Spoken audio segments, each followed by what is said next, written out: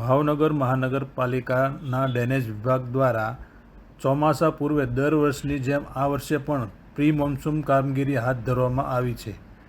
મહાનગરપાલિકાના ડ્રેનેજ વિભાગ દ્વારા ચોમાસા પૂર્વે ઉનાળાની શરૂઆતમાં જ શહેરના 13 વોર્ડમાં પ્રી મોન્સૂન કામગીરી હાથ ધરવામાં આવી છે. ત્યારે ચાલુ વર્ષે ₹65 લાખના ખર્ચે પ્રી મોન્સૂન કામગીરી હાથ ધરવામાં આવી છે. જેમાં શહેરના 13 વોર્ડમાં બોક્સ લાઇનની સફાઈ, ભૂગર્ભ ગટર લાઇનની સફાઈ, ડ્રેનેજના નાળા તેમજ ખાર વિસ્તારમાં જતી કેનાલો સાફ કરવાની કામગીરી હાથ ધરવામાં આવી છે. આ કામગીરીમાં નાળામાં રહેલ કચરાને દૂર કરવા માટે JCB વડે કામ શરૂ કરવામાં આવ્યું છે. તેમજ જ્યાં જરૂર પડે ત્યાં સફાઈ કર્મચારીઓને પણ કામે લગાડવામાં આવ્યા છે.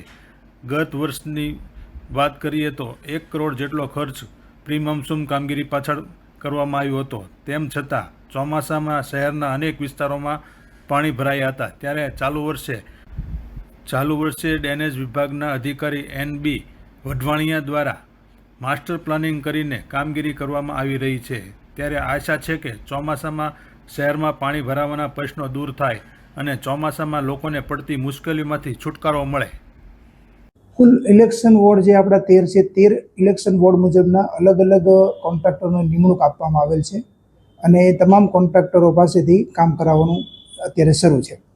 હાલમાં કઈ કામગીરી કરવામાં આવી રહી છે કોર્પોરેશન દ્વારા પ્રી મોન્સૂન કામગીરી અંતર્ગત જે અમારા અંદાજિત લગભગ એપ્રોક્સિમેટ 5500 સ્ટ્રોમના ઇનલેટ છે, તો પ્રથમ ઇનલેટની સફાઈ અત્યારે ચાલુ છે, જેમાં લગભગ 60% જેવી કામગીરી પૂર્ણ થઈ ગઈ છે અને અમારા ટાર્ગેટ મુજબ 30 મે પહેલાં બધી કામગીરી પૂર્ણ કરવી છે.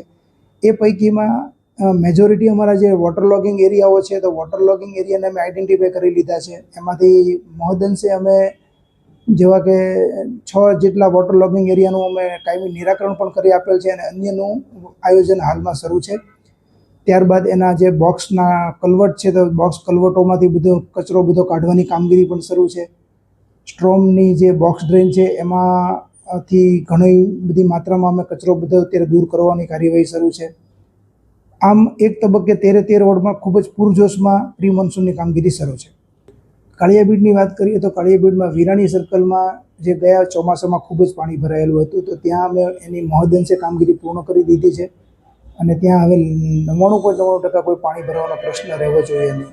એ જ પ્રમાણે લીલા સર્કલ ઉપર પણ ત્યારે પાણી ભરવાનો ખૂબ જ પ્રશ્ન હતો, તો એમાં માનનીય કમિશનરશ્રીના સતત માર્ગદર્શન હેઠળ ત્યાં પણ અમે નવી 2 ઇનલેટ ચેમ્બરો કરી છે. એક નવી 600 mm ડાયામીટરની નવી લાઇન પણ નાખવામાં આવી છે અને ત્યાં જે ફોરેસ્ટ ડિપાર્ટમેન્ટની જમીન હતી એમાંથી આવતું તમામ પાણી કે જે તળાજા રોડ ઉપરથી આવતું હતું પાણી અને લીલા સર્કલ પાસે નીકળતું અને આપણા કંસારામાં પાણી જાય છે, એનું બોક્સ કલવટ આખું રિપેરિંગ સાફ કર્યું છે અને એમાં નાખવામાં આવેલા પાઇપોનું પણ એમાં બધા ખોલી અને ફરીવાર ફિટ કરવા પડ્યા છે, કારણ કે એમાં ખૂબ જ સિલ્ટિંગ થયેલું હતું. એ પણ કામગીરી લગભગ 2 દિવસમાં પૂર્ણ થઈ જશે. આ કામગીરી પાછળ અત્યારે કોર્પોરેશન દ્વારા લગભગ અંદાજિત 65 લાખ જેવો ખર્ચ મંજૂર કરવામાં આવેલો છે. 1 કરોડ ઉપરનો લગભગ ખર્ચ કરવામાં આવેલો હતો.